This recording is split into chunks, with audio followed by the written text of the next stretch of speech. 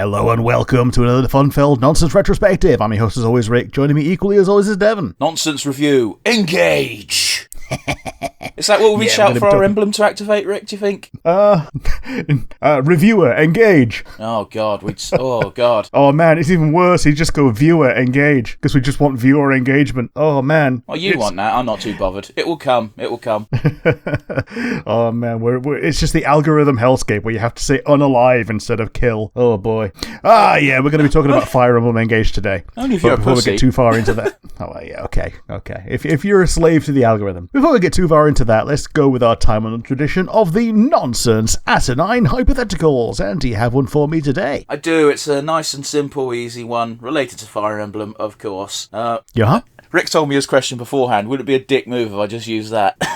I mean, we answer each other's questions anyway, so... But yeah, the question's pretty simple. You get to become a unit in Fire Emblem. What unit type would you want to have? The caveat is you can't have a unique type. You can't be like a Lord a la Awakening. You can't be Edelgard or Claude's class in Three Houses. You can't be a Witch or a Magic Cannoneer. It's got to be a bog standard basic class. Probably a Wolf Knight. They're really cool. Sure. Are they counted as too unique because they're new and interesting, or no? No, they're fine. Anyone can become one. Yep, sure. I'll pick a Wolf Knight. Sorry, anyone can become one, and you don't need a special item to become it, so therefore it's fine. Oh yeah, you don't need the DLC item to just become a Mage Cannoneer and then to buy another one for 90k. You don't need probably more money one. than you make. You probably make less money than that in the entire run. Oh, if you're not even if you do side content, this game is very sparse when it comes to giving you resources. Yeah, to the point that the reason people level Anna so much is because she's got the luck % chance of giving you 500 gold when she gets a kill. But yeah, Wolf Knight for me. How about you? What would you say for the same question, names reversed? Yeah, I'd go Great Knight because as much as Jagan and Frederick and Vander all kind of suck early game, not early game, late game. In the early game, they're beasts, and they get to show you what's so cool about advanced classes. And also, yeah, if you take an Armoured Knight and promote them to Great Knight, life is good. Yeah, it's like... What did King's father say? King said, I am both king and queen, best of both things. They are both armor and horse, best of both things. Yeah, but on the bright side, it's not too OP because they get the weaknesses of both as well. Yeah, and because both of them are both really good, there are things that are made to deal with both of them. There's still shit against mages. Horse is less option. Yeah, I think horses are the ones that are less countered. Yeah, because realistically, the only counter to horses is the Beast Killer Spear and equivalent weapons, but I think it's only really the spear. Yeah, or like Hades Spikes or whatever. Sure, yeah. Like certain tomes, but even then, it's a tome attacking an armor with low res. It's going to do damage anyway. But yeah, do you have a question for me? Yeah, mine for you is Fire Emblem Engage has a bunch of emblem rings. What do you think is missing from the emblem ring roster? Well, again, you phrased this question differently now, haven't you, Rick? Because you phrased it a bit more open to interpretation before. Yes, I didn't say emblem rings when I gave the preview of the question. What's missing from the roster in Fire Emblem Engage, do you think? Beast units. Yeah, totally. I remember Awakening, you had Pan and not Tiki. Well, you did have Tiki eventually, and Naui, and Nar, and Pan's kid, whose name I can't forget. He's kind of shit. Yarn. Yeah. It's one of those where I felt it was missing. The DLC kind of fixes it with Nil and Nell, but they're not real, you know? And obviously you could kind of turn someone into a Maniquette via Tiki's ring, but it's not the same. Mm-hmm. Yeah, with Nil and Nell, you've got the Dragon Stones. Nell could obviously use it during the DLC, and even then, she's just a human for 99% of the time. She just turns into a dragon if you use the Dragon Stone in combat, and only in combat. I mean, that's how it worked for Naui and Awakening as well, but... Yeah, it's how it works for Manichees usually, but I'm thinking of in Heroes, for instance, if you are a beast unit, you just turn into your beast form as long as the conditions are met, and you just stay in your beast form until you no longer meet the conditions, which is normally don't stand next to a human. Yeah, but that doesn't. But again, I'm using the Awakening logic because even Pan wasn't a permanent giant bunny. Yeah, she didn't she basically just use the same rules as the Manichee? Yeah, it's a stone. Just turn into a bunny when she wants to. What's your weapon type? Stone. Yep. Yeah, beast units in particular and Transformers in general are something that, you feel their absence in this, which is weird because, like, it was meant to be a celebration of all of Fire Emblem, and when they were doing things with Ike and Soren, they just completely skipped over, like, the whole bunch of beast-type people on that world. Well, yeah, but they're also not iconic enough characters to get an emblem ring. They've got their regular emblem rings still. Oh, yeah, the little bond rings. Yeah, which I don't think anyone ever uses. Yeah, there's, like, 3 good ones. Yeah, I got lucky on my first playthrough. I got Ulm's S-rank ring, and it gives low sweep, and I was like, well, this is going on someone. Yeah, you got, like, Ulm, and you've got Ulwin. And Ulwin is basically turns basic bitch Thunder into Dire Thunder. Oh, okay, fair enough. Yeah. It's great for people like Hortensia, who only get like a C rank in tomes. But yeah, what about you, Rick? I thought that particularly Eliwood was missing from the roster of Lords. He's just another horse cavalry, but it's very obvious that he's missing out of Lyn and Hector. They're a trio. I get it, but Roy exists. Yeah, and it would just be, like, imagine a DLC ring being Eliwood, and it's like, oh, it's a copy of Roy. Well, I think he's not more used to being a horse guy. But then again, Sigurd kind of fills that, so I can see why the archetype wasn't there, but it's weird that he's not there as a character. I mean, it got to the point where when I got the Roy ring, I went, oh, it's Eliwood. Oh, no, it's not. Yep. Because I didn't play those games, which means my only exposure to these characters are via Heroes, and in Heroes, I have Eliwood, and I have Roy, but he's a 3-star, so he can fuck off. Yeah. So my first exposure to Roy was Smash Brothers. I didn't know he was in that game. Yeah, in Smash Brothers Melee, Marth was in it as basically like one of the first characters you unlocked after Jigglypuff, and then Roy was one of the later ones you got, and Roy was there basically to advertise that the Fire Emblem game that he was in was coming out in Japan. Sure. And he almost got removed from the Western version because that game was not meant to be coming out. But they decided, let's keep it in because otherwise, people are going to throw a shit fit if they find out that Japan got a whole extra character. Yes, I'm surprised Nintendo were on the ball with that because they're usually very slow on the uptake. Yes. But yeah, we're talking about Fire Emblem Engage, and we're mostly going to be talking about like the characters and the countries and things. There are going to be a few story spoilers. We're going to spoil the entire story. Oh yeah, we're going to spoil the entire story. A little bit of disclosure, I have not played the last chapter or 2, as you may have heard in the little preview episode that Devon put up. You're about 5 chapters behind. Yeah, which was a clip from another episode that we recorded recently. But yes, it's I'm pretty close to the end, and I have completed the DLC. I did the DLC pretty much as soon as it came out, to the point that I have DLC things before the road to endgame, obviously. Yeah, so I got the DLC after beating the game and starting a new save file, because I was like, fuck it, why not? And the DLC was actually rather cheap when you got it as a bundle. I was actually surprised. Yeah. Because basically the DLC is, you get a bunch of rings and you get a Xenolog. The actual story content is the Xenolog, and the bangles are just a bonus, really. Yeah. Although that said, they are the things that you use in that Xenolog. Yeah, so. Yeah. The Xenolog has, every time you have a boss with an emblem ring, the emblem ring is one of the armbands. That being said, boy, is the Free Houses basically bonus DLC ring pretty fucking strong to start the game with. Oh, it's so good at the beginning of the game. Like, it gives you like extra XP. Oh, I mean, there's that, but I just meant like their effects, because usually for a good chunk of the game, you've just got Marth's ring. Yeah, giving the Three Houses ring to a sword character gives you a lot of coverage, because obviously you get the Aimer and Ariadbar from Dimitri and Edelgard, and then you get Thailnort from Claude. So you've got basically every type of weapon apart from dagger and book. Yeah, the only other person who can teach such a wide range of weapon proficiencies is Leaf.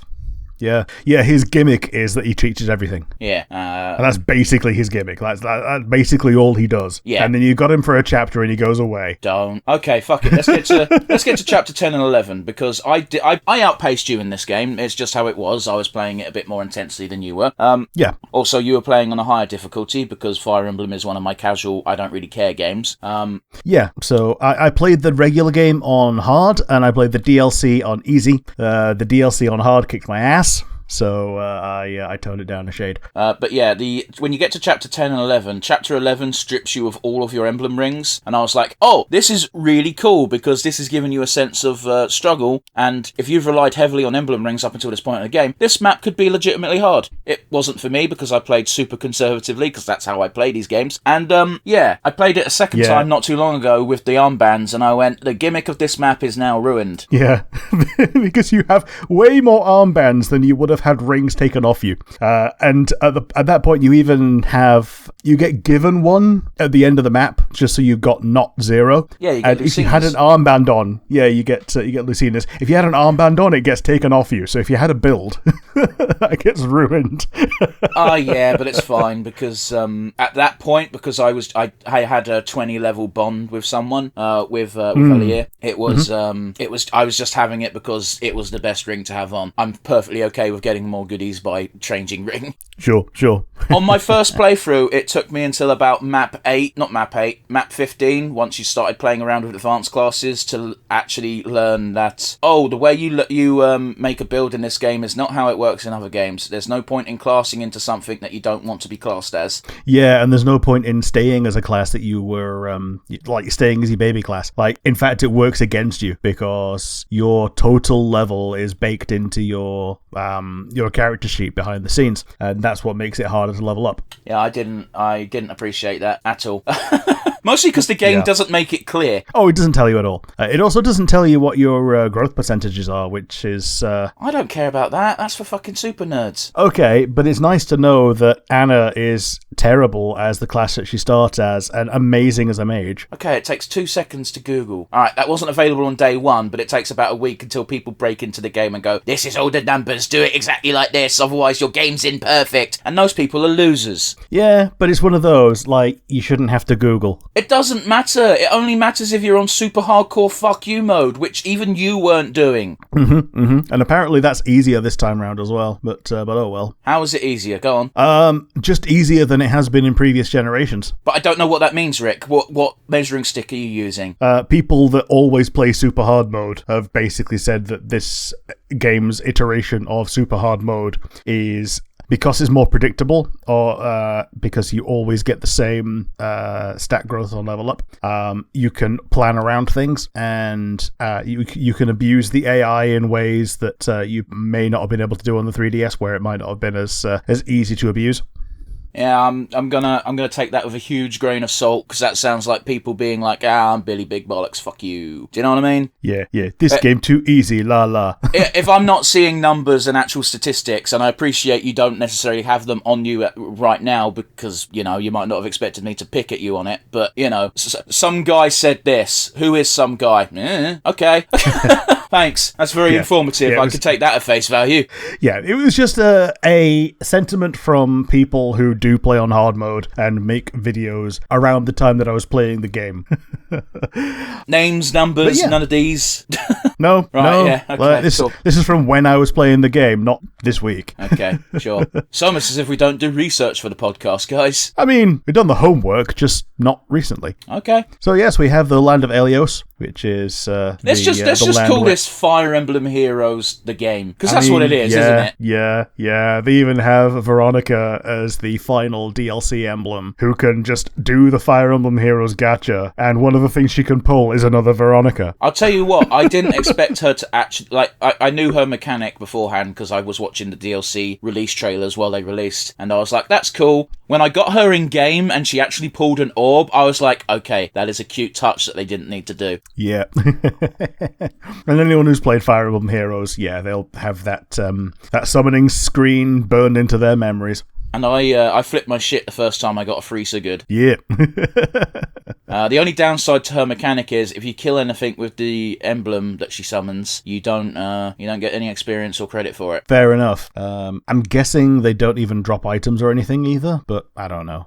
People can drop items, but it goes straight to your convoy, which isn't a big deal anyway, because most items I pick up end up in the convoy anyway. Yeah, fair enough. Plus, Aaliyah can just access the convoy, and so can the the other DLC class that's not Mage Cannoneer, the Enchanter. Yeah, I've not actually used that class. It's all right, but it's like dagger and fist, and you can sacrifice weapons to make all weapons better. Yeah, I saw the gimmick and I went, I'm sure someone will be super into that, and it's probably a thing for crazy people playing on crazy difficult mode. But for me, the Mage Cannoneer is definitely the winner out of the DLC classes. Yeah, I guess it'd be really good if you have an entire team of Wolf Knights and you just sacrifice a silver dagger, and then all of your Wolf Knights are hench. I don't think the Wolf Knights are that good. My Wolf Knight's fantastic, but yeah, but you have to have everyone be a good Wolf Knight, Rick, not just one. Yeah, fair enough. I had like 2 Wolf Knights. I had Yunaka because I also made Yunaka a Wolf Knight.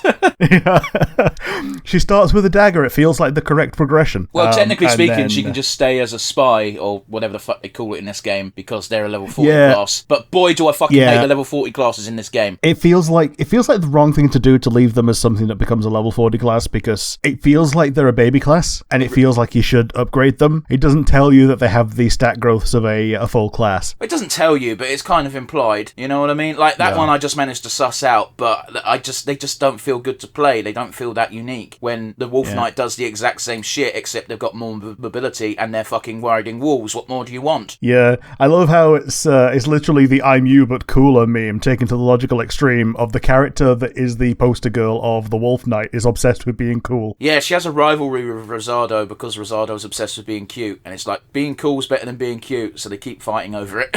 Yep. And apparently they're actually really in tune with what the other side likes and does because they tried to find things that would appeal to each other, and they both succeed really well. It's great. But yeah, we've got Lethos is essentially like the capital land of lands. It's neutral territory where the divine dragons live. Okay, Rick, 1, it's already a trope in Fire Emblem anyway, and 2, there were so many fucking red flags, but how long did it take you to realise that Lumeria's not making it out Chapter 3? Oh, she wasn't making it far. I didn't know if it would be Chapter 3 where it happened or the middle of the game like Emerin, but yeah, it wasn't going to be, she wasn't going to make it to the end of the game. Yeah, I saw, I as soon as she was like, "Oh, you're awake, my darling boy," and they were all cuddly, I was like, "Oh, this is really adorable." And then literally 2 seconds later, oh, she's gonna die. Yep. We also got her in Heroes right at the beginning as well. So we got Aaliyah and we got her as a Grand Hero battle, and I'm like, okay, cool, this character is neat. I'm pretty sure I'm going to use this character more here than I ever will be able to do in the real game. In the real game, she is never used as an ally unit. Nope. Although she does get that cool cutscene at the beginning where she just kills a bunch of dudes with her dragon form. Yeah, after fighting you as like a level 3, and turns out, there's a real reason for that. She's given you all of her power to make sure you're not dead. That was before that. Yep, she comes in and saves the group from the initial, literally map 1, and then she turns into herself, and then she does the 2 practice battles, which ends up with her giving you Sigurd. You've also got your retainers. You got Vander, who's like the previous generation of attendant. Yeah, he's your Frederick. Frederick. Clan and Fram. Yeah, he's your Frederick. You got Clan and Fram. Both of whom get replaced immediately. Okay, I'll just say this right now. I fell in love with Clan and Fram almost immediately because they're so goddamn adorable. They are cute characters, however, they were the first to go. Not for me. In my game, Fram stayed in my party all the way to endgame. My second game is kind of a moot point because I was like, I'm going to purposefully not use units I used last time. So Clan got put in, and because I did the DLC and I got the free upgrade item to make a magic cannoneer, guess who got that? He's actually a pretty good pick for that class. Yeah, I made mine Rosado because it gives you a dress, and I thought Rosado would appreciate that. Does it give you a dress? Yeah, he gets a big armored dress when he wears it. He's got extra hit rate against men, and the gimmick of that is that it's got low hit rate at long range. So I thought, yeah, let's go with that. Oh, yeah, okay, yeah, I see where you're going for, but it's one of those weird ones where, yeah, you're right, it's better than 0, but it's such a negligible change that it makes no real difference. Yeah. A lot of people in this game are defined entirely by just one thing, and that's their passive. Yeah, hello, Alchrist. Yep. Alchrist is one of the characters that stayed with me the entire game. Yeah, same. Because, we had an archer before that in Etier, and then we get Alchrist, who's better than Etier in every way. And even if you have a perfect Etier that gets max rolls, she still won't keep up with Alchrist. I'll take your word on that. I just I didn't care about Etier anyway. She got replaced almost immediately because, again, with Fire Emblem games, you start with a very small pool of actual slots. Yes. For unit deployment. It's only as you go through the game that you get both more choice and more ability to wield that choice. Yeah, the final couple maps, you've got a full whopping 14 deployment slots. So, well, 13 because you have to deploy Allier, but you get my meaning. Weirdly enough, both Diamant and Alchrist were fucking my beast units in that game, at least during my completed run. Sweet. I ended up skipping Diamant because I already had a sword guy in Allier. Maybe that was a mistake, but oh well. I don't know. I didn't purposefully train anyone in my first game.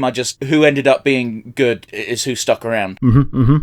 Speaking of people who are just good and will almost definitely stick around, Alfred is a solid pick throughout the fucking game. Alfred's decent. His passive is just he gets extra strength if he waits, which helps on the early stage of the map, but is really useless at the end stage. Early stages it's fine. Late stages is a case of why isn't he just killing things, to the point that you're either killing things and not making use of your passive, or making use of your passive and not killing things. You can just ignore the passives, you know that, right? Yeah, but at that point you might as well just use someone better. Okay, but you don't need someone better if he's doing the job. And also, you've got this additional problem of, because of the way XP grinding works in this game, which is almost non-existent, Alfred's got a big buff in that, because he's with you since pretty much stage 3, or stage 4, I forget the exact number, he is pretty much going to be on par with Allier as far as level goes. Unless you swap him out real early, but the only other cavalry unit you get early on is, you can stick with Vander, but that's a bad choice, or you can swap over to Llama Man. What's his fucking name? Amber. Amber, yeah. Llama Man. Well, that's his gimmick. That's his whole thing, is he's friends with the llamas. Yeah, he goes bent for alpacas. He loves them.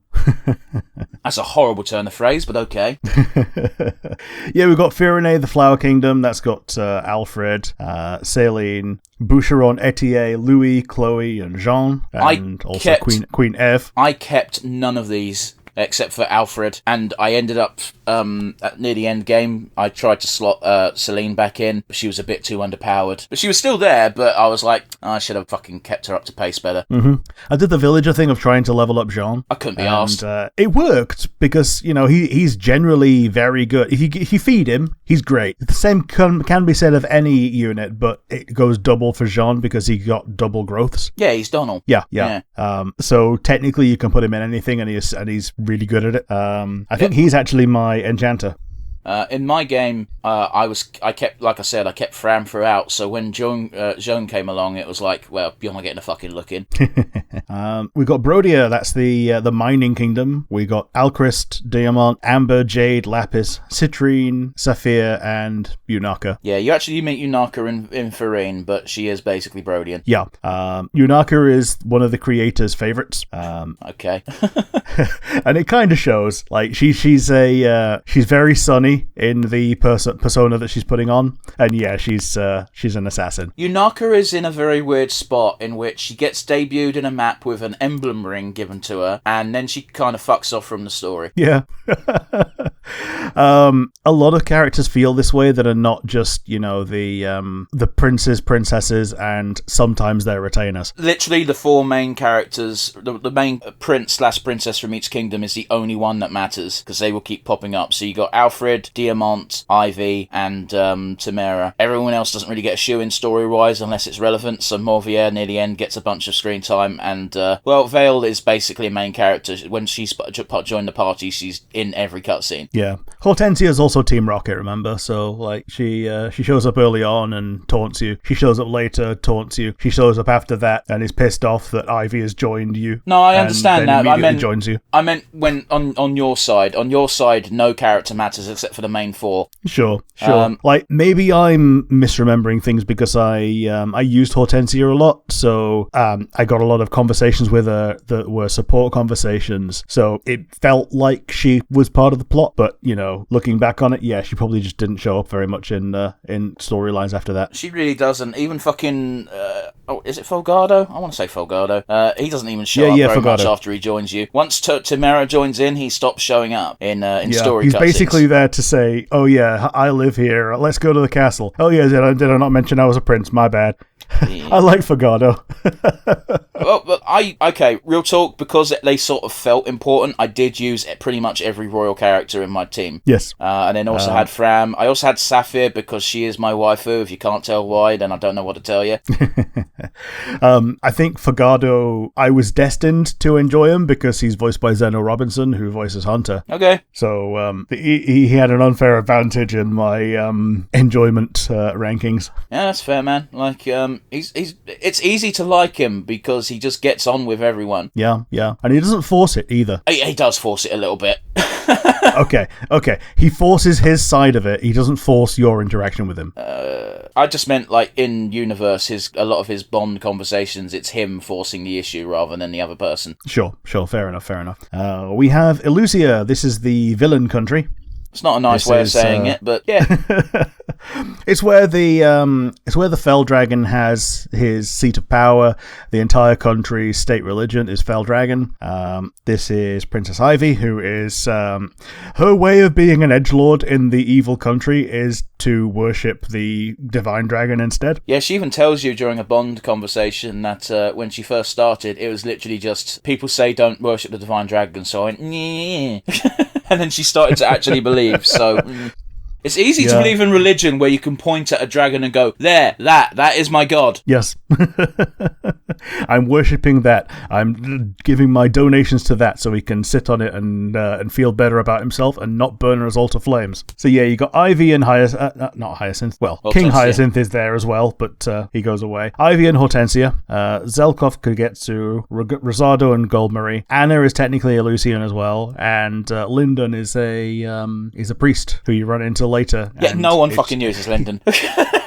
He's one of those units that if you're playing on the classic mode where you lose people when they die, he's there to fill out your roster because you probably lost too many people already. You probably lost a few, indeed. That being said, you do have time rewind comes back, so yes, it is a lot harder to actually lose units nowadays, but still. The thing that was actually interesting to me is that in the chapter where you get your rings taken off you, Vale is chasing you with their own time crystal and own time fuck powers and stopping you using your time fuck powers. Okay. This is a development gag in that they wanted Edelgard to do that to you in Three Houses, but it was too complicated, so they didn't bother. Okay. And then we have the Queendom of Solm. This is a desert country. We have Timera and Fogado. We have Meren, Panette, Pandreo, Bunet, and Seedol, and Queen Sephoria. I'll just say this. Do you remember that time when we had such a long fucking conversation, you and I, where it was like, I can't tell if Meren's tail is her tail? Yeah, turns out it's not. No, anyone who becomes a wolf knight gets that. It's just, I thought we were getting beast people, especially considering how she acts, because she acts as if she's a wolf. Yeah. Like, it would be completely within character. She's very much a puppy person. Yeah, I didn't really use any of these characters. I used, pardon me, my apologies, I used Tamara, Fogado, and once my unit placement roster grew, I slotted Meren in. Sure. I used almost all of these. Okay. So, Tamara and Fogado, I definitely used. Fogado basically being the only horse archer without having to, purposefully promote a generic into it. Mm-hmm. In that's his prince class. His prince class is horse archer. Timera gets a unique on foot halberdier. I think she's the only on foot spear person until you get Nell. Well, you can't even really count Nell because she's DLC. So yeah, there you go. I'm actually just gonna quickly look. If you're not counting armored, then I think you're correct because Louis uses a spear, but he's armored. Yeah, Louis armor. Goldmarie is axes. Yeah, she's the only infantry spear. So, yeah, if you want to use the actual halberdier class, you have to promote someone someone into it outside of their normal path. Which isn't a big deal, to be honest. Like, you can do that, no problem. Yeah. But they're both good. Merrin is fantastic, being a Wolf Knight. Panette is apparently one of the best characters in the game, in that she's just ridiculously strong and has high crit and has high health. Okay. And then Pandreo is just a better version of the fist healer. Okay, but again, he's just I was using one ult that's already there. Again, I was using Fram throughout the game, so he didn't get a look in. Sure. I didn't use Bunet, and then we have Seedall, who is your dancer. Yeah, but you can also get fucked up because anyone could be a dancer with Byleth. Okay, but 2 dancers is more than twice as good as 1. I don't like the dancer class. I think it's a waste. Sure. Why make one person attack twice when you can just have 2 decent units attacking? Because the one that attacks twice is your favourite unit, is probably Aaliyah, and is doing better than 2 decent units would do. Yeah, you're playing the game wrong, got it. Or it's someone like Anna, who, you want to kill 2 people on that turn, because you want Anna to be the one that gets it for the chance of the money. Okay, if you're using Anna to farm money, you should just go on a map with just Anna, and put Anna in the centre, and just let things attack her. You're doing it wrong. Fair enough.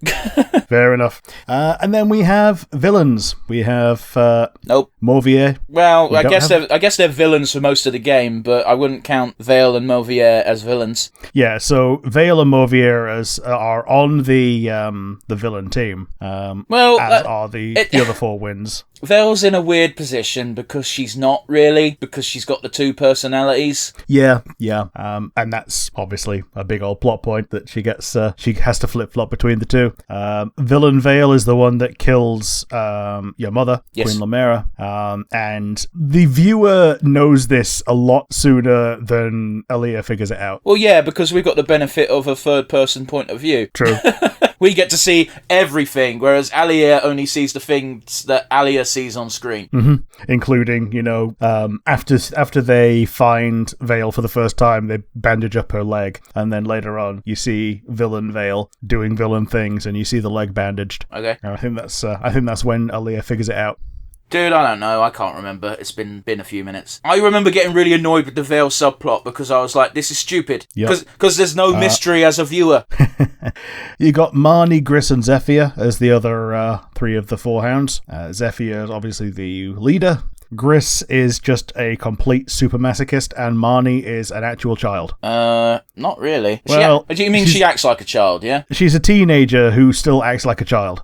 Is she? Okay. Yeah. I thought she was 21. She's really young. She's meant to be really young. Apparently she's 16. I thought she was 21. Yeah, actual child. So that makes it even more heart-wrenching when she gets stabbed in the face. I believe it was technically the chest. Sorry, that was just me being smarmy for the sake of being smarmy. No, I was going to say... It is actually the chest. It is actually the chest because you get... after she gets stabbed in the chest, Madeline goes, "Man, I've got a real big pain in my chest, almost as if I've been stabbed." Yeah, okay. I have real fucking issues with that cutscene, mostly because it's an issue throughout the entire fucking game, but that's the most egregious moment where everyone's just standing there watching. It's like you could see what's about to happen, and everyone has got ample time to stop it. Yeah, everyone's just standing there, like politely waiting for this initiative order altercation to happen. It's really bothersome. It's even more bothersome where the moment it happens, everyone goes, "Why would you do that?" It's like, bitch, you're 2 feet away, you could have stopped it. And it's like, no, I don't care. It's not a storytelling device, because it happens every fucking map. Everyone has a polite conversation before the battle. Yeah. Fuck off. And at that part of the game, that's also when you've been chasing the 4 winds across the map for like 4 chapters as well, isn't it? You have to fight the 4 winds as enemies for about 10 maps on the trot. Yeah. So at least you get an idea for what they do and how their gimmicks work, and you think, oh man, these would be cool characters to have on your team, and then cool, you get to have those characters on your team in the DLC. Yes. I will tell you, there's that map, which I believe it's the one where you unlock Sapphire, where they tell you the town's been overrun by, I forget what the term is for the zombies in this game, but the zombies. Corrupted. That's the one. And you're like, okay, cool. But there's like 5 houses that have little talk doors. And I'm like, oh, cool, goodies. And like 2 seconds before, they said, no, the town's overrun. It's hopeless. And I ignored that. And I went to this door and I did the talk option. And all you get is a little dialogue of, grrr, and then 4 enemies spawn. And I'm like, okay, lesson learned. I'm sorry. Yeah. A lot of those maps, it feels like they're trolling you because they put things that are too far away for you to possibly get to, and then immediately one of the enemies will go and remove the option to interact with that house. I think the only time that ever occurs is when they're teaching you, showing you that there are consequences if you don't do the thing. Sure. I think it also happens in the dark one when you're on the beach. I didn't have a problem because I used Ivy and Lynn. Sure. I literally went, that house is very far away and they are very close. I'm going to bull rush it with Ivy. Yeah, man. Ivy was one of my absolute nuclear characters. She was fantastic. Not so much nuclear, but she's certainly a problem solver for certain maps. Yep. If something has low res and Ivy is nearby, suddenly you have Ivy on her own. And yes, we have our main villain is King Sombron. Shit villain, but it's Fire Emblem. It's always going to be a fell dragon. Yeah, like, at least they did something different in that, spoiler, you are a fell dragon. It's not much of a spoiler. Yeah, like, how else would you have part red hair other than the fact that your artist was a VTuber artist? Okay. Well, wasn't the design inspiration literally half of our protagonists have red hair and half of them have blue? Here you go. You get both. Yeah, kind of.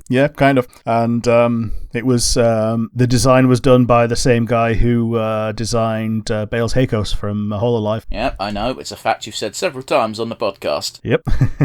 And yeah, we've got the emblem rings. Marth, Celica, Sigurd, Leaf, Roy, Lynn, Erica, Ike, Micaiah, Lucina, Corin, Byleth, Edelgard, Dimitri, Claude, Tiki, Hector, Soren, Camilla, Crom, Robin, Veronica, and then yourself. Yeah, I never actually used myself as an emblem. It wasn't worth it usually. Yeah, I think I've only just unlocked myself as an emblem, and it gives you a text dump of how to use it. It's so no point in using it. Yeah.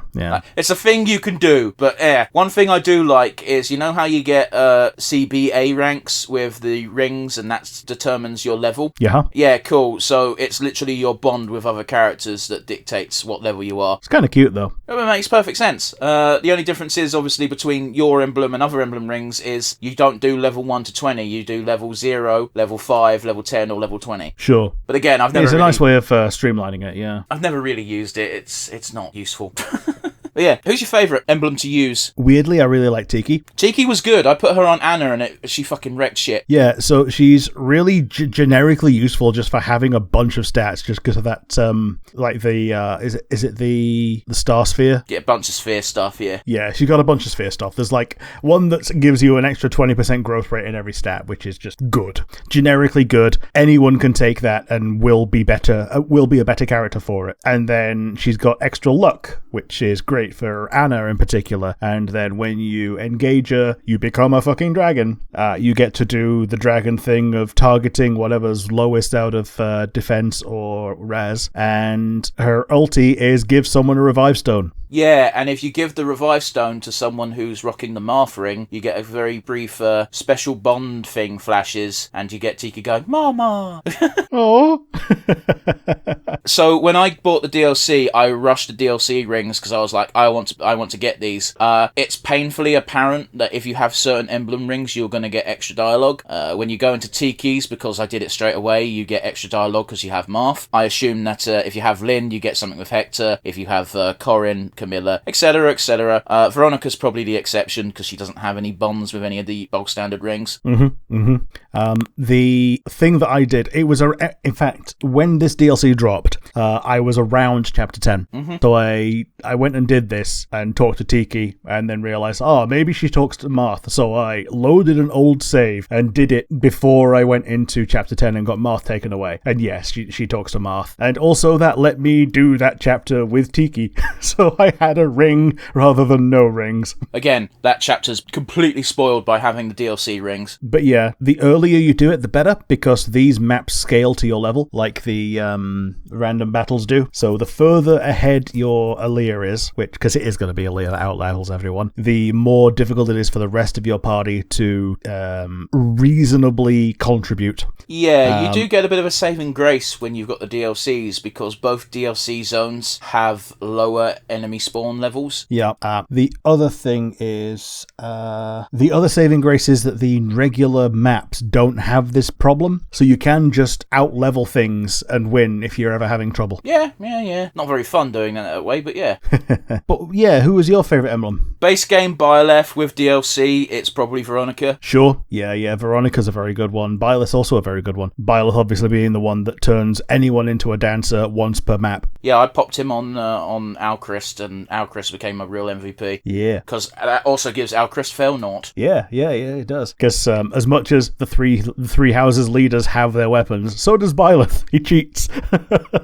Yeah, but also, I didn't have the DLC during my first runs, so I didn't know that they came with those. Yeah, I think Byleth is also the only one that has a fist. Yes, he gets the Verge Carouche, or whatever the fuck they're called. They're Balthus's fists, special fist weapon. Yeah. Even Leaf doesn't have a fist weapon.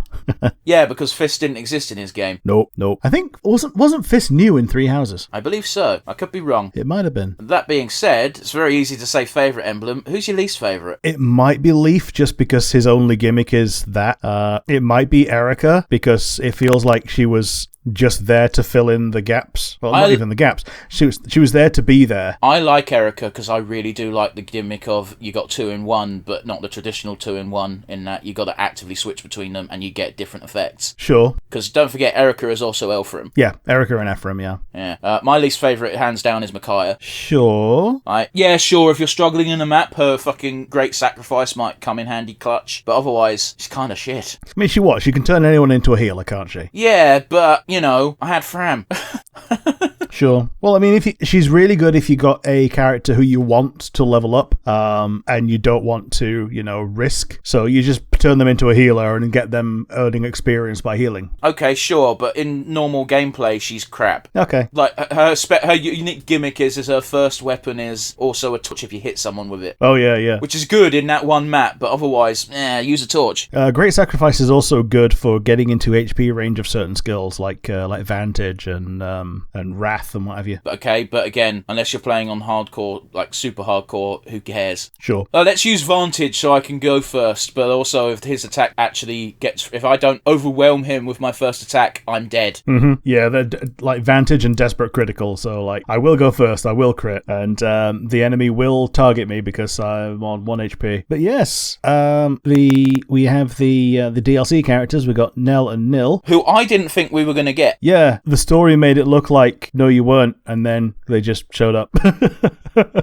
And then we've got the Four Winds, Morvier, who is just Morvier, Celestia, who is Zephyr, Gregory, who is Gris, and Madeline, who is Marnie. You don't get two Morviers. You don't get him from the DLC. No, you don't. So the one in the DLC dies, and the one from the regular game is the only survivor. Between two sets of Winds and Hounds, you only get one set. Yeah. Nil is actually called Rafal. I hated this story with a burning passion because it made no fucking sense. The thing that really annoyed me was the rug pull.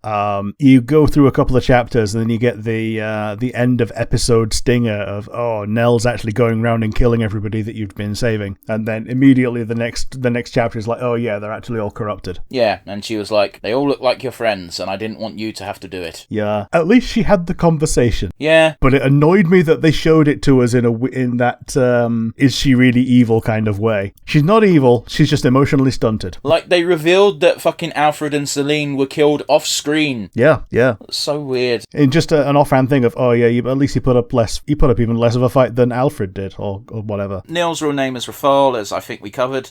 He sucks. I don't like him. At first, when I saw him, I was like, breedable, and then it quickly became that he's an asshole, so fuck him. If you don't use him during the main game, which, because I'm only on chapter 11, I've not used any of these characters, because they start at advanced class level. Yeah. You know when you occasionally get dialogue where if they did well, they'll do this, if they haven't been used for a while, they say that. If you haven't used him for a while, he goes, "Are you purposefully not using me in combat? Do you not trust me?" And it's like, well, one, no, and two, it's a video game, bro. Fuck off. Yeah. If you really want me to get to use you, just, hack the game and make it so I can use more dudes. But yeah, nah, he sucks. The alternate royals are interesting because they tend to flip their personalities on their head in some way. The Firene ones are pretty bloodthirsty. They want to they're basically doing the Brodia thing of conquering as many places as possible to keep their dudes safe. In Brodia, Alchrist is the brash one and Diamant is the puss. It's a bit more nuanced than that for Firene, because Firene is currently starving because they don't have resources. They're not actively invading everyone. They're about to invade Brodia because they need the resources, and Alfred's like, we should just talk and trade, and Selena's real bloodthirsty. She even straight up says, if he won't let me take the army, I'll go on my own, and that's what makes Alfred go, oh, fine, fuck it. In Elucia, Ivy is a very devout Fell Dragon worshipper. Can't even remember Hortensia from this. She didn't show up in this map, that's why. Yeah. Her and Fogado don't appear in their map. They appear in the map after, where you've got Allier trapped in, and you can't use him, basically, and they're the two character units for that map. Sure. And Timera is against Ivy on the same map, and you basically choose a side, except you have to fight them all anyway. Yeah, I wish they did this more in the game. Yeah, I like these maps. Yes, you have to kill everyone, but if you leave it long enough, once they fight each other anyway. So, just wait until there's a weakened one left. Yeah, they did it a few times in Free Houses. They did it a lot in Fates. Yep. And yeah, that's Elucia and Solm. Next map, you get Allier's trapped. I tried to bullshit this map using the warp trick. Do not bullshit this map using the warp trick. Oh yeah, your dude will die. Well, the problem is you've basically got a one-on fight between Nell and Nil, and that fight is going to keep going on the entire time you're clearing the map. You've also got to have someone with physic healing Allier, otherwise he will die. Yeah, you got to heal Allier, you got to heal Nell. Nell's pretty easy because she's got a bunch of vulns. Yeah, and she is stronger than Nil. It's just Nil has 2 revive stones, and yeah, I warped someone over to help Nell out and get the fight over with quicker, and Neil just goes, oh, is that how it's gonna be? And then summons like 10 fucking units, and I'm like, okay, backtrack. Yeah, when you get to that point, he's there will be that many units anyway. Okay, let's talk about that last one. That last Fel Xenologue map was a bastard, because oh yes I had to actually Google how to beat the map, because I was like, I can't damage the guy. Also, I accidentally left Allier in a position where when the first island exploded, he went with it, and when I reran time, it was like, there is absolutely no way I can actually get out in time. I have to reset the entire encounter. And yeah, if you fight Nil in his Fell Dragon form anywhere other than the very final spot, you actually can't do damage to him. And if he kills any of the other ring bearers, he gets their abilities. I didn't know that. I knew he got buffed. So he actually gets their passive. So when I was fighting him, he basically was always proccing Timera's Sandstorm ability. Right. Which is just adds like a proportion of defense to your attack. Sure. Which, for a final boss is significant. Yeah, it's not great. Yeah, so Rafal as a boss is a bit bullshit, but, you finally get through him. And the end game of that is Rafal dies after a heartfelt goodbye, and Nell goes, oh, well, if I sit next to you and put my power into you like your mum did for you, then maybe we'll both live at half power in 1,000 years. But because it's timey-wimey bullshit, they just show up as soon as you get back to the regular world. Yeah, you fucked that up entirely as well. Now, the ending's bullshit, because what happens is you're finally about to kill Rafal, and he's like, yeah, do it, whatever, because Nell's got her sword pointing at him, and instead she stabs herself, commits the big suicide, and then Rafal starts crying and goes, no, even though that's exactly what he wanted. And then it's like, okay, so here's the deal. Then you explain the 1,000-year thing, and it's the other way around. Nell's the one who is dead, and Neil/Rafal is the one who's staying guard and giving power up. Right, yeah, that's the one. It's been a while. Yeah, that's fair. I certainly played it more recently than you have. And, as you say, timey-wimey bullshit, which I was also like, okay, I get it, but that's dumb. Mm-hmm. They even say it's been 1,000 years, and it's like, I blinked. Yeah. And yeah, as far as Rafal's concerned, he's been a good guy for 1,000 years. Like, he doesn't understand why you don't trust him at this point. I don't distrust him. It's Fire Emblem. I know you can't stab me in the back again. Yeah. You're already on my team. Like, the only reason why I don't use him, again, is the same reason why I've not used any of the DLC characters yet, is because they all start as level 1 of advanced classes, and we're not at that point in the story yet. Yeah, it's they start being able to feather in when you get Zelkov and, not Hinata, Zelkov and Kagetsu. Oh, right, yeah. Because if you do it before then, they just beast the maps, and that's not fun. Yeah, Kagetsu's your first pre-promote. Yeah, I'd still wait a map or two after this, because yeah, even though they are just level 1 of the advanced class, they start with bollocks stats as well. Yeah. But yeah, things to talk about from the main campaign. Gradlon rises. Yeah, Rick, I think it's very fair whenever someone says this game is the most Fire Emblem, it's such a bang-on statement. Yep. Yeah, villain pushes you into a corner, you get a power-up, but your power-up needs to be challenged, so the villain gets their final zone. Yeah, to access the very final map, you have to, you got the not the warp area, the little blue dot that you can touch, and that takes you away from the Somniel. Yep. Another one spawns inside the Somniel that just acts as a teleport to the final boss fight. Okay. Yeah. And apparently, if you do the final boss, it just puts you in a semi-new game plus state before the final boss, having also finished it. Yeah, you get given a check mark next to your name, a blue check mark. If you beat the Fel Xenanog, you get a red check mark. So if you've done both, you get both. But the blue check mark means yes, you've beaten the game. And the reason why they put you before the final boss, as if you haven't beaten the game, is because there's an online aspect of the game, which is, have you played Fire Emblem Heroes? Yep, here's Tempest Trials. There's Tempest Trials. That's just to get refinement material to make your engage mode weapons even stronger. You've also got I forget what they call it in Heroes, but you make your own map, basically, and you can slot it against someone else's map, and boom, you can see who wins. Oh, yeah, there's Basic Arena. It's not Arena, it's the other one. It's the thing that makes you fly upwards. Yeah. I've also forgotten the name of it. But yeah, that one. Yeah. I mean, it's nothing new. This was a thing in Fire Emblem Fates. You can make your own castle battleground. Sure. The only difference is with that, you weren't playing actively against an opponent. You were playing an AI-controlled version, which I believe is what they do in Fire Emblem Heroes as well. Yes, definitely. You set your defensive map team, up. Yeah, you set up your map with your defensive team, and enemies, well, when people play against that map, they just try to overcome the puzzles that you set in their way, which is normally you put Surtur in a corner. Okay. And when people get close to him, he just deals passive damage to them until they can finally get to him and actually kill him. Okay. I hate it when a meta strategy is born, because it's like, oh, cool, this again, fun. Yep. But I don't think there's a lot more to talk about. Oh, there's so much more to talk about.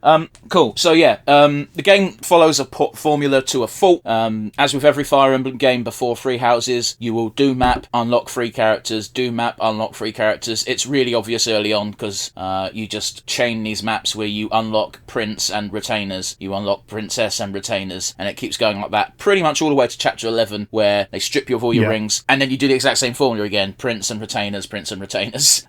Yeah, it's the recruitment slows down, but yes, it does just keep going on. Yeah.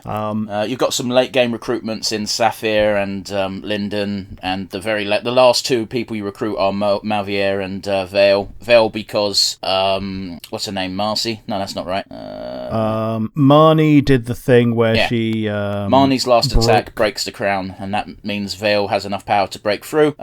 You actually get quite a sad moment from Evil Vale where she realises that she's going to go away, and it's actually quite heart-wrenching. Yeah, all she had to be was not a bitch. Yeah, because our Vale would have shared. Yeah, our Vale would have shared. Yeah. Evil Vale, all she had to be was not a cunt, and she could have had half a body. Yeah, and Malvier obviously instantly flip-flops side once Marnie's murdered, because he's like, what the fuck? Yup. Yeah, you're not doing that to Vale, bitch. Yeah. And so he goes basically full-on Papa Wolf mode for Vale, and will only now follow Vale till the end of the world. Like, he was basically doing that already, except it was a bit more reluctant when she was Evil Vale. Yeah, like, Marnie has such respect for Malvier in both universes, but it really shows in our home one when she's like, oh, it's time for us to run away, Malvier, and she's like, what the fuck are you doing? taking the good guys on our ship. And he's like, I'm doing this. And she's just like, okay. Yeah.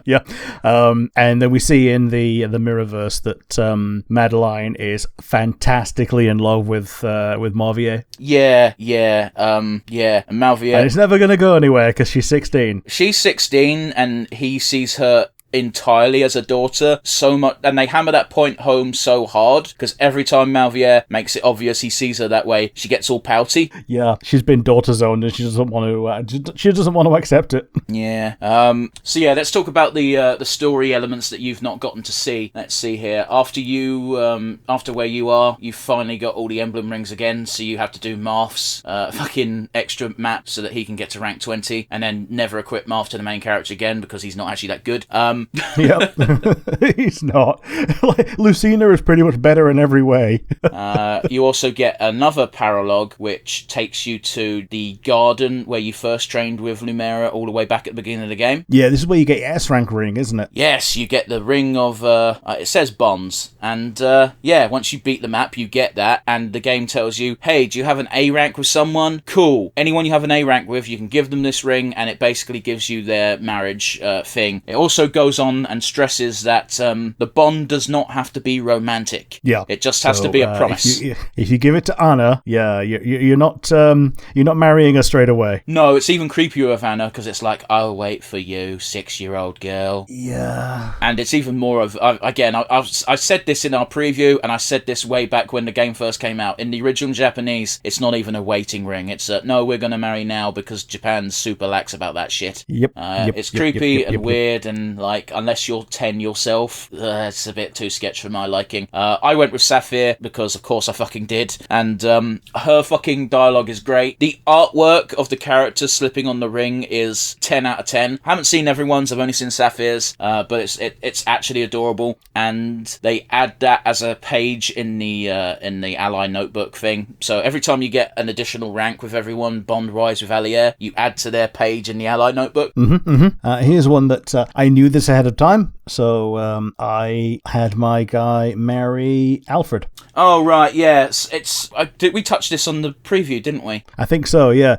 There are a couple of things in Bond conversations that hint that Alfred has some kind of illness. However, he doesn't really talk about it very much at all. So it comes completely out of left field when he just straight up dies in the epilogue, just as a statement. Like, you don't even see it happening. It's just a statement in the Where Are They Now cards of, oh yeah, he had a short reign and died young. Yeah. The only way to avoid that is if you marry him as Alia, then he becomes an immortal divine dragon monarch. One of the things this game lacks is variety in endings, because the only epilogue you get that's different is whoever marries Allier gets a different subtext. Yeah, it's something that I really enjoyed in the older games, like Three Houses in particular, because you only pair people up because you think they're cute together, pretty much. Oh, I like apart from a couple of I like Three Houses' way of handling it, where the only S rank you got to choose was Bylefs. Yeah, but even the A ranks are impactful. Yeah. The A rank that prevails being the paired ending that those characters get in the Where Are They Now cards. Some of them are very impactful for the character, like Lysithea needs certain characters to survive. Yeah, you don't want to give her Ignatz ever because he's fucking useless. Oh yeah, all he does is he watches her die and then paints it. It's fucking stupid. I don't know how that satisfied anyone. Like, at least with I've forgotten his name, Big Fuck with the fists, same house. It's not Ralph, but it's something similar. Raphael, there you go. Fucking Ralph. Ralph Wiggum. I mean, he basically is, except he's super buff. Like, his ending with Lysithea is, Lysithea still dies really young, but it's like he didn't know any better, so he just gave he just gave her the best life possible while she was here. Yeah, not even knowing that she was going to die, and then and like she got spoilt rotten because he has a big family, so she had like 7 fucking cousins all of a sudden. Yeah, and he's got a pub, so he just keeps feeding them meat and all that. So yeah. But yeah, it's something I wish they'd brought back for Engage, where if other people had A ranks, it would affect their endings. Because I got some random fucking pairings in Free Houses, which I wouldn't have picked. I ended up Hubert with Bernadetta, which was fucking funny. Surprising everybody. To the surprise of everyone, I think was the opening of that card, wasn't it? Yeah, because they didn't do anything in public together. Yeah. The only thing in public was Hubert had a hand-stitched sigil on his jacket, and no one knew where it came from, because it came from Bernie. Yeah. But also, if you don't do anything about it, Hubert will go for Edelgard. Not necessarily, because it's very easy for Edelgard to be paired with almost anyone else, including Lysithea. Oh yeah, Edelgard with Lysithea. It's one of those, that one's not romantic. No. But it's actually a very good ending for Lysithea, because Edelgard will stop at nothing to get the crest out of her. Yeah, it's the same with Caspar and Lindhart. Like, that's not romantic. They're just buddies. Yeah. The same goes for Dimitri and Dedu. Like, it's not romantic. Mm-hmm. They're just really close. Caspar and Lindhart might be. It might be, but because Caspar can't be paired with any other dude, I'm inclined to believe that they're just buddies.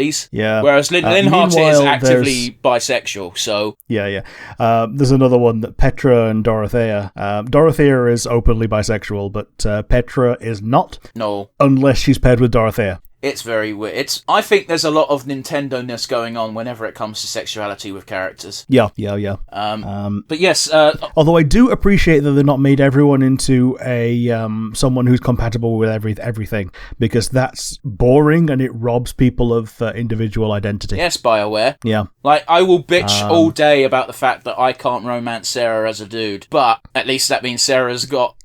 cookie cutter is the best way of putting it. It's awful. It sucked that everyone was bisexual in Dragon Age 2, because that's not how life works. Yeah, and it's the same in Baldur's Gate 3. Every romance partner is bi. Okay, sure, whatever. Like, I get it. They don't want to leave anyone out. It's just, I'd rather... I think part of the reason for that is because you can choose your gender identity in character creation, as well as your outward characteristics. Okay, it's just one. So they didn't want to muddy the waters with like, oh, but I identify as this, and therefore you should be attracted to blah. So yeah, they just made everything compatible with everyone. Here's the thing: is Baldur's Gate is just D&D, and D&D is unrealistic bullshit anyway. So I'm more willing to let it fly. It's just with Dragon Age 2, it's a sequel to Dragon Age Origins, where in Dragon Age Origins people did have sexual preferences. Oh yes. Whereas in Dragon Age 2, it was just like, nah, you could do anything with anyone. And I'm sure it's just Dragon Age 2 is easy to shit on. That's all I'm saying. Mm-hmm. But yes, let's talk about the story elements that you never got to see, or haven't gotten to see quite yet. You get the final map where you fight... I have to scroll down and remember their actual names and not their fucking good guy counterparts, where you fight Zephyr and Gris. Oh yes, so I fought them for the final time, and you get to see the little cutscene where they have a lie down and pass away. Oh, okay, so you're not where you said you were. Well, that's still a little bit of way from the end. No, but you said you stopped when you got Malvier. It's around then. No, it's like 2 or 3 maps afterwards. I mean, yeah, okay. Sure. That's a... 2 or 3 is not a lot. It is a lot when it comes to the story, because this story's backloaded as fuck. Sure. But yeah, I think the pretty much last thing I saw was they have a lie down and pass away on the brand new continent. Yeah, it bugged me, this ending, because Gris was pretending not to be dead already, because he wanted to savour the pain, because that's his whole gimmick. He is such a 2-dimensional character. Yep. And it's so annoying that they've essentially had their face turn at this point, and they would be recruitable if someone just came along and like gave him a hand.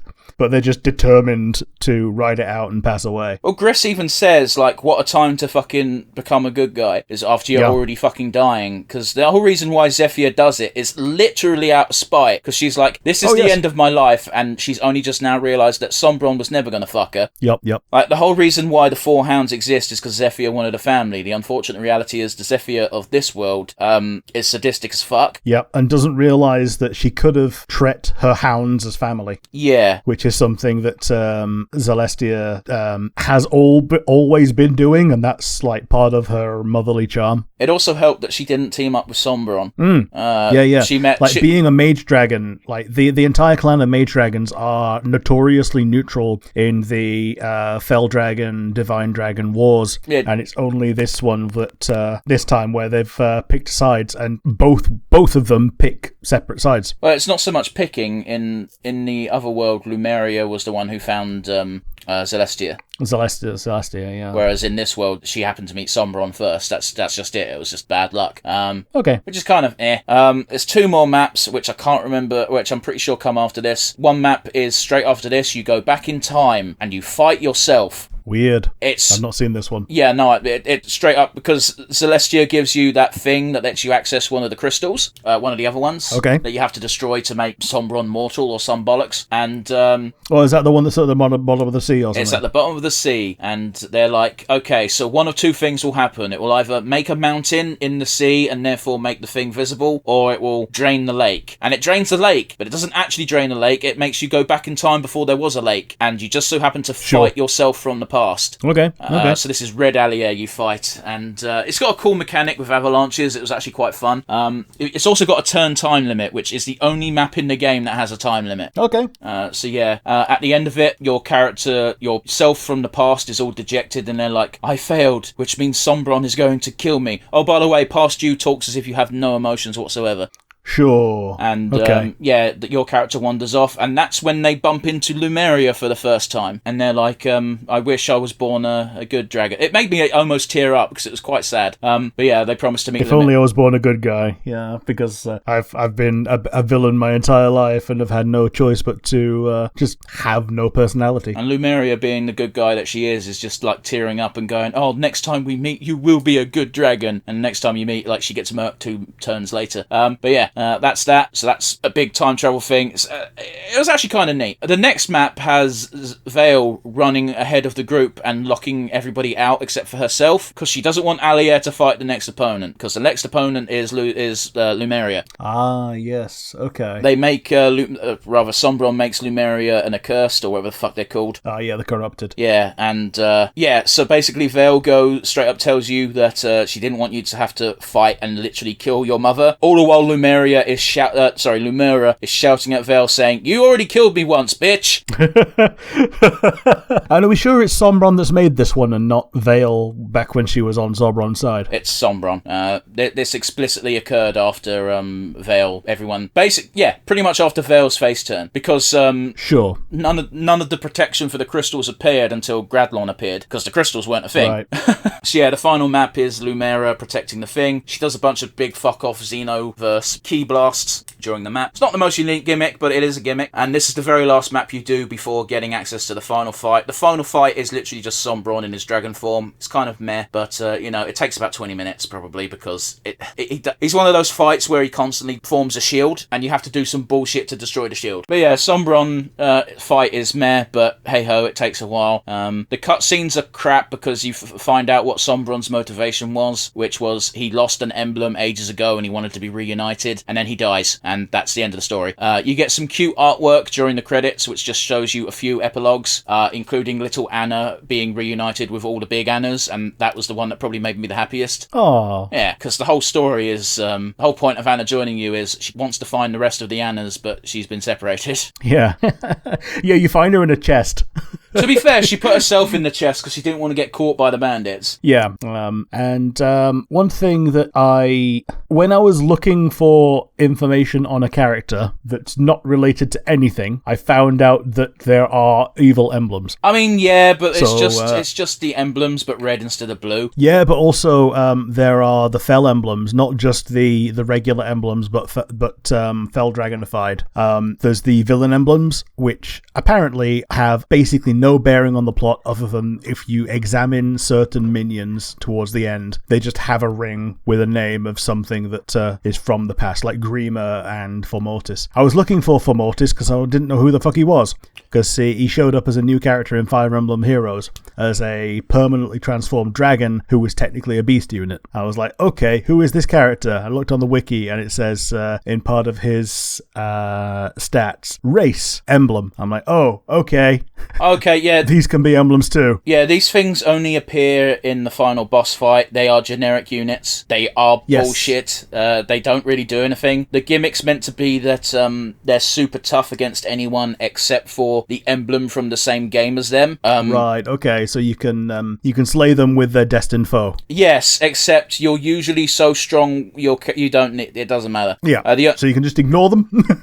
You can ignore pairing them up with the right ones, because you do have to kill them, because if you don't kill them, then the shield doesn't go away, so you can't damage Sombron. But it's also one of those where you get the barest of bare dialogue from the correct emblem if you get it right. Sure. Here's how it worked, is because it was all titles, I just went, I'm not fucking doing that. And also, all of my but when they appeared for the fucking first time, all of my units were on the north side of the map, so anyone on the south, I was just like, fuck, they're fucking miles away, it's going to take 2 turns just to get there, you know? And I was like, fuck it, just send the closest and or the fastest. It was a fucking shit show. Yeah, fuck it, Ivy gets a birthday. Well, also, the map is actually rather small, to its credit. It's just, I couldn't be asked for that. I accidentally got Lucina correct, and I also got Micaiah correct, somehow. Sure. So it's not like the Rafale final fight where, like, there's holes everywhere. It's just a little map, is it? It's just a very small map, yes. Fair. Fair enough. Sombron is in the middle of the map, and he takes up about half of it. Sure. Well, maybe a third. I don't know. Maybe not quite a half, but yeah, he takes up a big chunk. It's very uninteresting as far as final fights go. You get a cool cutscene where,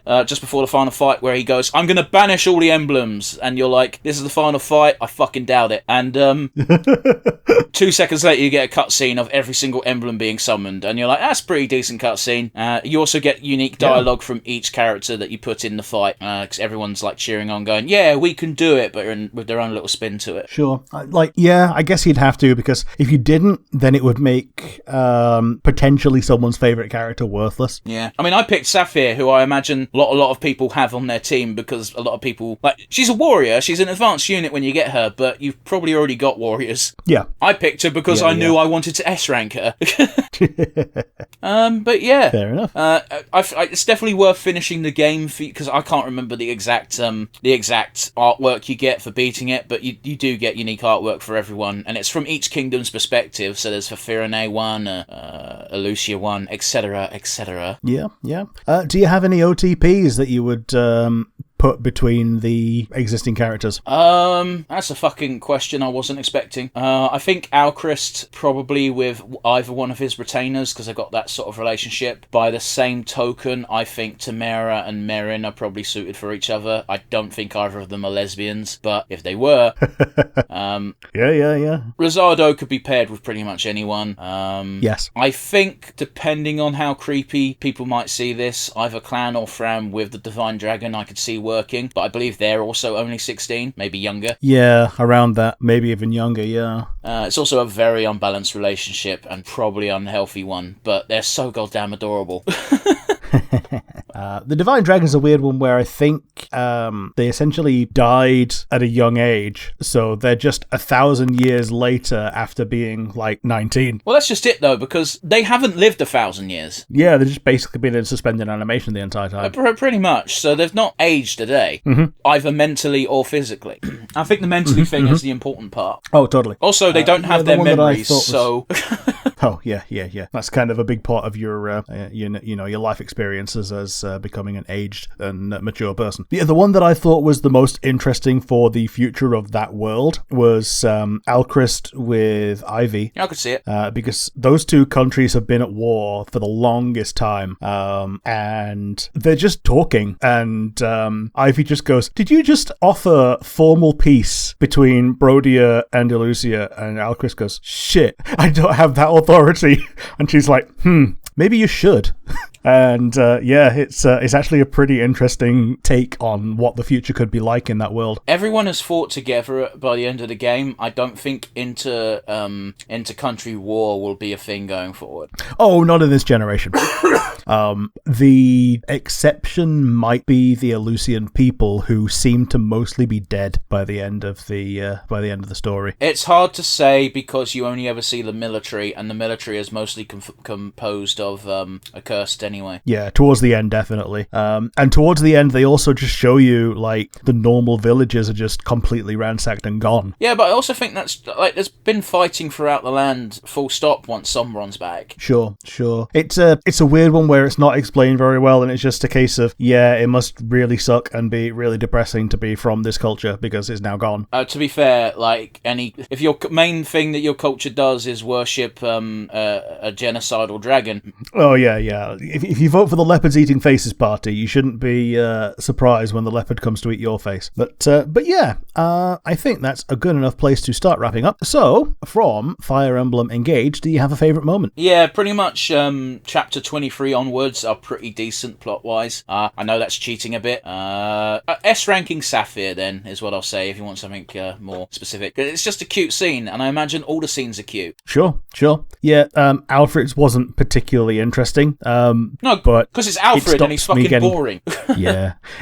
What it does is it stops you getting the feel bad of him just dying for no reason. Like, a person who nobody hates just dying for no reason is just a feel bad. I mean, I didn't feel bad about it. I was just blindsided by it. Yeah.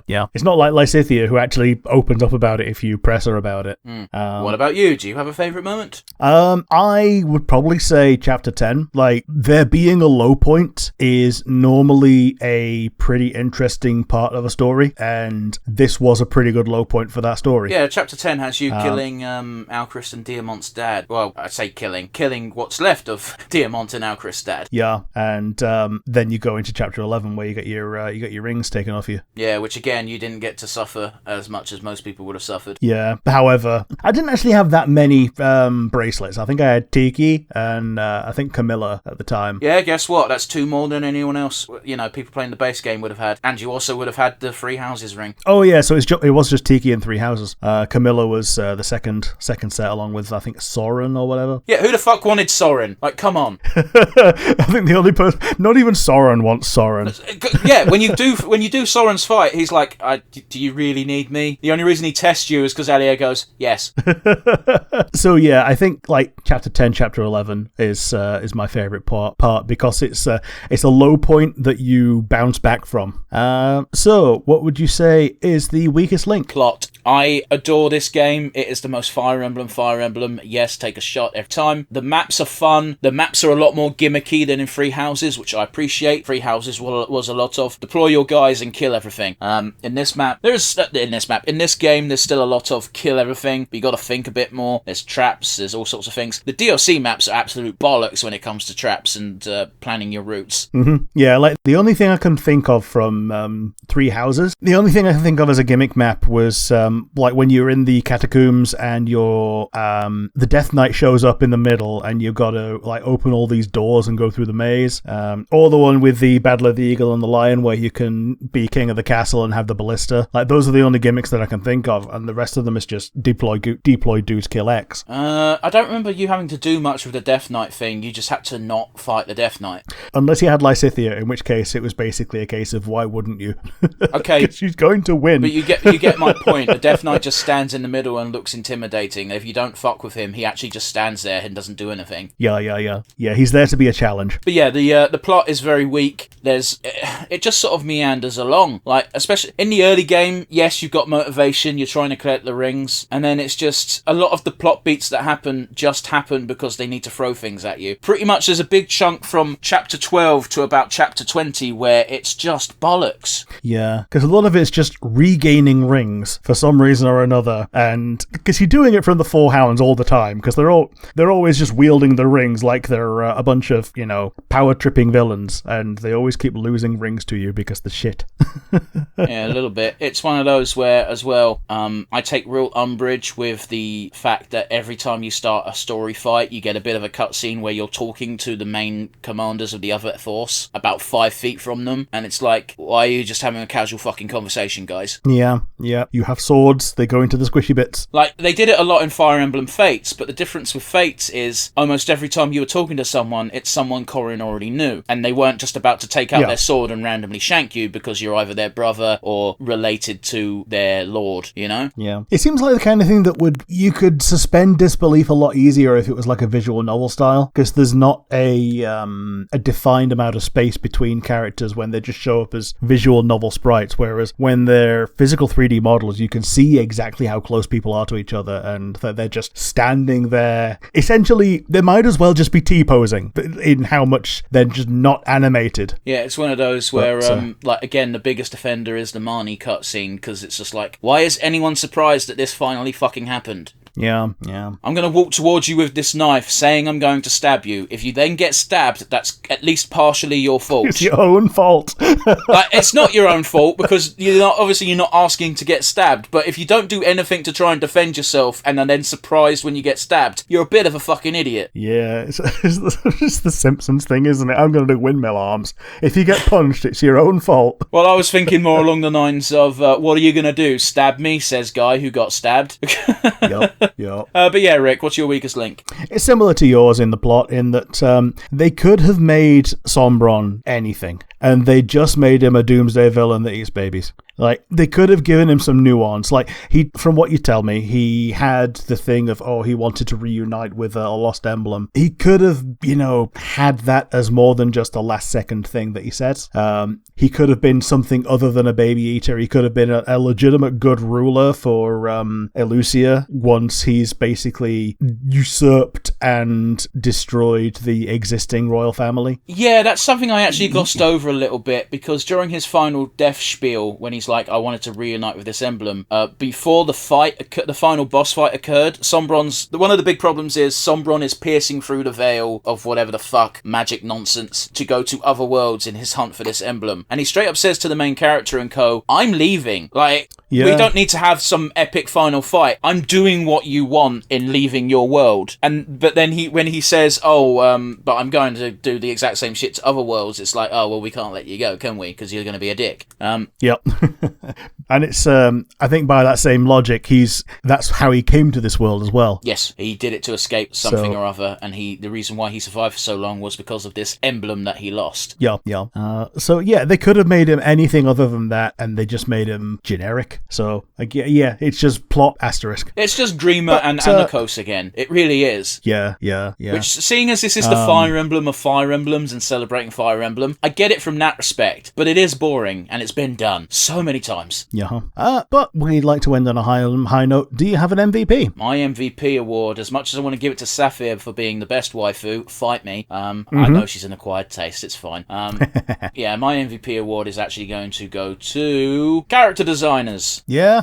I think all of the new additions have looked interesting, specifically the player character designs. I'm not slagging off the villains. The villains are all distinct in their own way. Obviously, early game, you've got a lot of fucking jobbers that just look generic as fuck, and that's fine. But, everyone stands out in their own way. It's nice to see some darker skinned characters for a change. We only get 2, it definitely is. It definitely is. Yeah, we get 2 that are playable. I think Sapphire is more tan than dark skin. And then their mother, who is the milfiest. And then it's weird that she's fantastic. And then it's just weird that everyone else in that country is just like super pale. Yeah, Merrin makes sense because she apparently came from somewhere else originally, but they never really dive into it. And then you got Panette. You got Panette, who's just a drip white goth murder clown. And you've got her brother as well, who lives in the same fucking country and is also pale as fuck. Yeah. Panette and Pandreo. Yeah. Yeah, it's one of those. It's really but shout out to a Japanese company, Japanese country, idiot. A Japanese country from the well-known multitude of Japanese countries. Yeah, sorry.